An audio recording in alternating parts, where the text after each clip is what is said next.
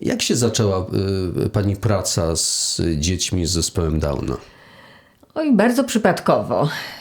Pracowałam wieki całe w poradni foniatrycznej w służbie zdrowia i trafiła tam, prowadziłam dziecko, które nie było zespołem Downa.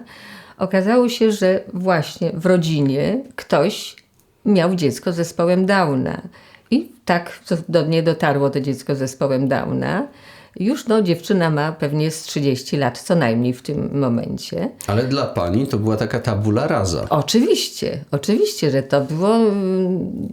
Znaczy ja doświadczenie miałam z różnymi dziećmi, również niepełnosprawnymi, bo przychodziły do naszej poradni foniatrycznej trudne przypadki. To miałam. Pracowałam wcześniej w poradni dla dzieci niedosłyszących. Bardzo przydatne są teraz te i metody, i osiągnięcia, i to, czego się nauczyłam w pracy z dziećmi niedosłyszącymi, bardzo mi pomagają teraz w pracy z dziećmi z zespołem Downa. No a potem kolejno przychodziły inne dzieci, aż w końcu stowarzyszenie, też te dzieci były już pod opieką czy stowarzyszenia. I tak poprosiła mnie pani o to, żebym zajęła się już większą grupą dzieci. Ale wcześniej miałam już swoje takie osiągnięcia i z dziećmi. Właśnie to są te dziewczynki, które mają po 20 lat, które też zaczynały pracę bardzo wcześniej. Czy ta dziewczynka, o której wspominałam, która ma 30 lat, to też ona była chyba druga z kolei, która przyszła do mnie. I pracowałyśmy, proszę zobaczyć, ile to lat minęło. Jak ona miała tam, nie wiem, około 5 lat, bo to było jeszcze w przedszkolu, a dziś ma 30. Czas mija szybko. I rodzice się nie zniechęcali, przychodzili systematycznie. Ja pracowałam około 1,5 godziny z nią zawsze, bo raz w tygodniu przychodziła. I w związku z tym są takie efekty, jakie są. Jakbyśmy mogli teraz troszkę uogólnić, bo pani doświadczenie to jest ile lat już pracy z dziećmi z zespołem Downa? No z zespołem Downa to jest, w stowarzyszeniu to mam prawie 20 lat, prawda? A wcześniej, jeśli dziewczynka ma, to jest 25 co najmniej. Prawda? Bo tak. Czyli to można spojrzeć jednak z perspektywy osoby, która coś na ten temat wie. Pani podkreśla to bardzo mocno, że trzeba zacząć jak najwcześniej. Dlaczego? Dlatego, że są większe możliwości, większe szanse i poza tym, tak jak z dziećmi w normie intelektualnej, im wcześniej się zacznie, to się wykorzystuje ten potencjał właśnie, który dziecko ma małe. Potem jest coraz trudniej wprowadzać nowe rzeczy. Wiadomo, że ten czas przyswajania i pojawiania się pierwszych dźwięków, wyrazów u dzieci z zespołem Downa jest znacznie opóźniony, ale się tym proszę nie zrażać, tylko próbować potraktować dziecko tak, jak gdyby ono nie miało problemów, dodatkowych obciążeń i podobnie mówić, rozmawiać, wykorzystywać tylko jeszcze inne metody, sposoby, bo nie wystarczy tylko dziecko sobie gdzieś tam jest, bawi się i my do niego mówimy. To za mało jest. I wtedy ważny jest taki bezpośredni kontakt z dzieckiem, żeby dziecko uważnie obserwowało twarz mówiącego rodzica. Wtedy widzi, jak pracuje język, jak układają się zęby w stosunku do wargi. Można wykorzystywać, ja często wykorzystuję właśnie, jak wywołuję na przykład głoskę czy p, b, mówię do ręki, tak, prawda? Wtedy kładę watkę, piórko, papierki i wtedy to dziecko zdmucha. Zachęca ich, bardziej dzieci to lubią. I to z małymi dziećmi już można robić malutkimi. On nie musi robić tego, prawda? Tylko państwo demonstrują, rodzic demonstruje, pokazuje i nie oczekiwać, że dziecko natychmiast będzie po nas powtarzało, bo tego nie będzie. Tylko i potem także dopiero po jakimś czasie, jak damy mu na rączkę watkę i pokażemy, jak ma powiedzieć, to państwo się zdziwią, że dziecko będzie próbowało robić to samo. Czyli jak najwcześniej, czyli kiedy? Znaczy, tak jak biorę dziecko, małe swoje dziecko, śpiewam mu, to śpiewam mu, i on już się oswaja z wokalizą, prawda? Też spróbować różne coś pokazujemy i się dziwię, o, prawda, i też wokaliza jest takie, żeby się osłuchiwać z tymi dźwiękami, ale też znów pokazywać usta, prawda, i dziecko patrzy, obserwuje. Także uważam, że naprawdę jak najwcześniej, tak jak mam dziecko i próbuję. Czyli tak naprawdę chodzi o to, żeby Od samego urodzenia. w zabawie od samego początku Od samego być początku. bardzo, bardzo aktywnym i traktować dziecko z zespołem Downa tak jak każde inne dziecko. Dokładnie. Troszkę też jak od każdego innego dziecka wymagając. To znaczy nie to, że efekty będą, Oczywiście. tylko żeby myśleć nie w perspektywie on i tak nie będzie mówił, tylko właśnie w perspektywie będziesz mówił, a ja muszę zrobić wszystko, żebyś ty zaczął mówić albo zaczęła mówić jak najwcześniej, jak najlepiej. Dokładnie. I do tego zmierzam właśnie, bo rodzice oczekują, prawda, że no dobrze, ja już tutaj pracuję tyle miesięcy i nic nie potrafię. Ja zawsze mówię rodzicom, którzy nawet jak mają w wieku 3 lat do mnie trafiają i dziecko mówi, nie wiem, mama, tata, albo nie mówi, mówię, potrzebuję roku. Tak jak u dziecka, powiedzmy, bez obciążeń, zwykle pierwsze słowa się pojawiają około roku. No więc ja mówię, jak około roku i wtedy będą pierwsze przynajmniej sylaby, pierwsze dźwięki. Czyli jak gdyby to gaworzenie takie, prawda, ale już potem świadomie, bo świadomy, dlatego że ja już sobie przyporządkowuję na przykład do głosu zwierząt, to pojawią się po roku. Prawda? Powiedziała Pani o bardzo ważnej roli tych efektów dźwiękowych, pokazywania mówienia, jak twarz, ale czy oprócz tego jakieś bodźce, nie wiem, obrazki, oglądanie książeczek, jakie to ma znaczenie? Oczywiście, także tutaj jak ja stąd mówię, że biorę sobie, mówienie do ręki, tak mówię, ja to zawsze mówię, to jest szalenie ważne właśnie, tak kiedy się wywołuje właśnie p, b, potem jest to też właśnie mruczę sobie no ale to znów biorę sobie kotka i kotek mruczy i biorę jego paluszek, przykładam do skrzydełek nosa i on wyczuwa drgania. I najpierw będzie obserwował, dotykał, nie będzie mówił, nie będzie próbował, czy dziecko nie będzie próbowało, ale potem zacznie, bo to go zacznie interesować. Potem powiedzmy, jak sobie śpiewam, a też mu dotykam rączkę i on czuje wibracje. Też to pomaga i znów po jakimś czasie dziecko będzie próbowało to samo zrobić, prawda? Ale jak mówię, nie oczekiwać, że ono natychmiast po nas powtórzy i zrobi to samo, tylko musi to upłynąć w wiele czasu i musi być to wielokrotnie powtarzane. Czyli biorę sobie zabawkę, mam pieska, no pobawię się tata, czy tam bawi się pieska dziecko, jak już powiedzmy zaczyna potem czy raczkować, czy to, no to jesteśmy pieskami, no i prawda, i też jest głosy, czy jak piesek szczeka. Potem sobie też wybieram na przykład jak mamy owce, prawda? No to znów wybieram te sylaby, te dźwięki, które są łatwe i w pokazaniu. I na przykład, prawda, jak będzie B i znów dmucham do ręki. Prawda? Czyli znów biorę tę watkę, piórko, papierek i dmucham i jest owieczka. No oczywiście jest zabawka, jest obrazek, dokładamy potem obrazki do obrazka, potem obrazek do przedmiotu. Dziecko podaje, czy ja proszę i też uczę daj, prawda? I dziecko po jakimś czasie też zacznie mówić daj. Znów wykorzystuję tutaj swoje gesty. Tutaj, jak mówię, powiem daj i zwykle to i tutaj, żeby nie było tego i nie ginęło, to i wykorzystuję. I po jakimś czasie dziecko, jak mówimy daj, to jak dziecko potem od nas coś chce, no to też jak gdyby zaczyna mówić daj. I tylko poprzez naszą jak gdyby demonstrację, prawda, pokaz i połączenie właśnie z obrazkami, z różnymi przedmiotami, uda nam się wprowadzać kolejne nazwy kolejnych obrazków. Ale i teraz właśnie to wcześniej, co mówiłam, jak już mamy na przykład, jest mama, tata, bo zwykle od tego się tutaj zaczynamy, baba, bobo, prawda? Ważne jest, żeby były, powiedzmy, podobne sylaby. Łatwiej jest wtedy. No to znów mam małe dziecko, jest Bobo. Potem znów biorę, są zabawki Bobo, usypiam Bobo, prawda? I też najpierw pokazuję, potem już małe dziecko, jak już potrafi coś jeszcze wziąć do rączki, no to też najpierw razem kołyszemy się i śpiewamy właśnie mu właśnie, czyli a, prawda? W ten sposób. I po jakimś czasie dziecko będzie po nas powtarzało. Ale dzieci z zespołem Downa mają to do siebie, że bywają takie, że się szybko niecierpliwią. A zgadza się. Szybko tracą zainteresowanie dla jakiejś formy aktywności. Jak sobie z tym poradzić? Zgadza się. No, dlatego rzecz w tym, żeby mieć niby to samo, ale w innej, czy szacie graficznej, czy prawda, jak mam jakieś powiedzmy zabawki, no to szukam tego czegoś innego. Albo wymyślam inną zabawę, prawda? Jak mam, powiedzmy, uczę, że to jest...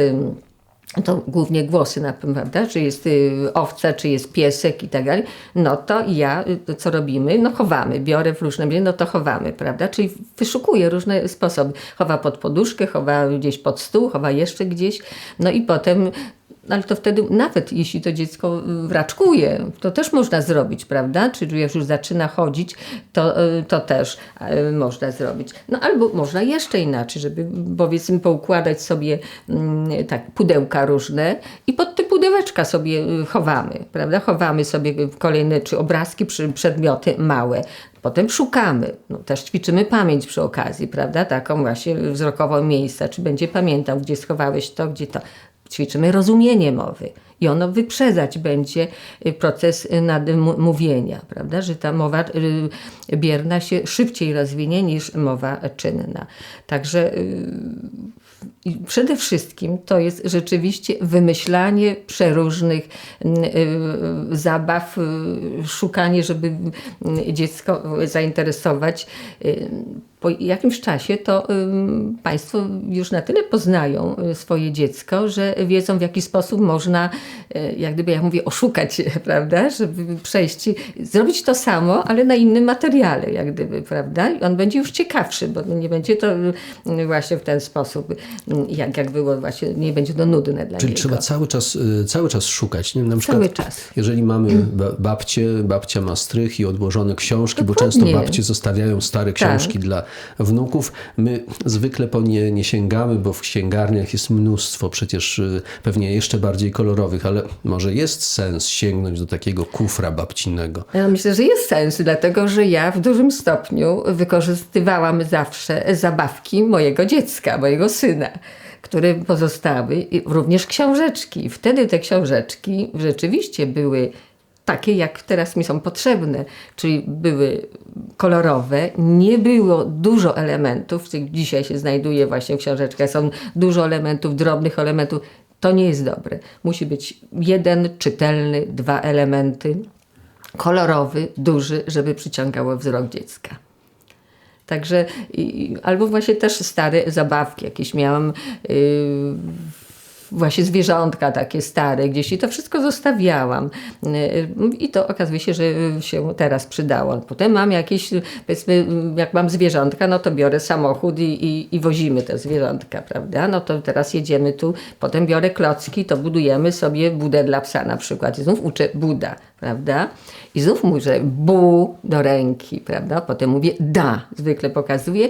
Dlaczego? Bo te gesty jak gdyby są przyporządkowane do sposobu wymawiania dźwięków, prawda? Że jeśli jest język uniesiony w górę przy ty, dy, to zwykle pokazuje ręką. Też pokazuje, jak się demonstruje, jak śpiewamy, prawda? I też małemu dziecku śpiewamy, pokazując, jak język już ustawiony, przesadnie nawet, szeroko otwierając usta. No i dziecko patrzy, obserwuje, prawda? Też myślę, bardzo ważne jest u tych małych jeszcze dzieci, żeby Państwo obserwowali i zobaczyli, jaka jest ruchomość języka. Chodzi mi o to, żeby podglądnąć, na ile się da, jakie jest wędzidełko języka, prawda? Czy ono jest skrócone, czy jest właściwe i na różny sposób próbować ćwiczyć ten język.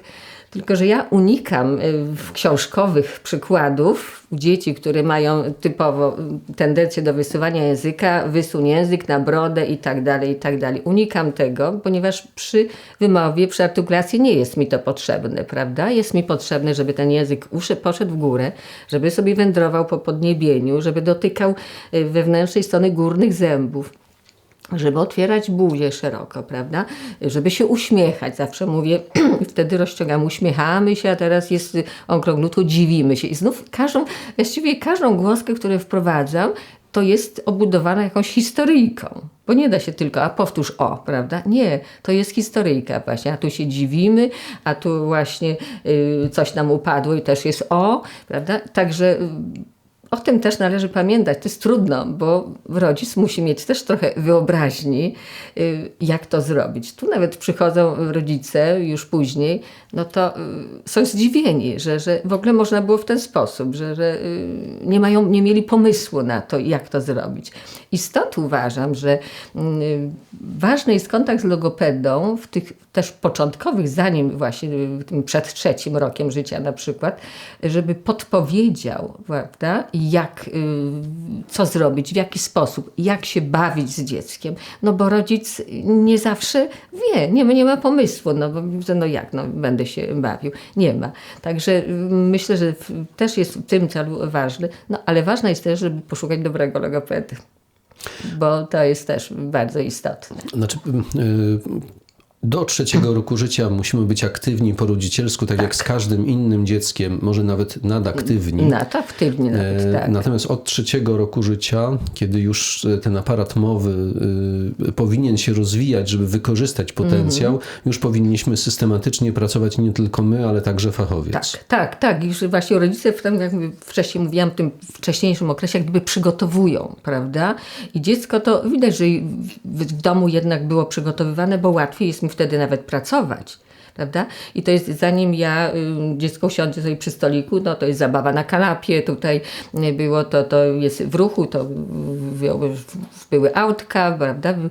I też proste rzeczy, gdzie jest coś, to jest tu, prawda? To jest tam i właśnie coś tam spadło, to jest bach, ale to wszystko musi, czy nawet bierzemy sobie jakieś pudełko i wrzucamy te przedmioty do jakiegoś większego pudełka, nazywamy je, no i wtedy znów mamy bach, prawda? Ale znów gdzie jest tu. No i w ten sposób powoli wprowadzamy kolejne rzeczy. Rodzice małych dzieci, którzy dowiadują się o tym, że ich dziecko będzie miało, jeśli to są badania prenatalne, albo ma zespół Downa, jeśli dziecko się już urodziło, często mają taki obraz, że dorosłe osoby z zespołem Downa albo mówią bardzo niewyraźnie, albo nie mówią w ogóle. No, kiedy patrzą na 40, czasem 50-latków i to może być dla rodziców deprymujące.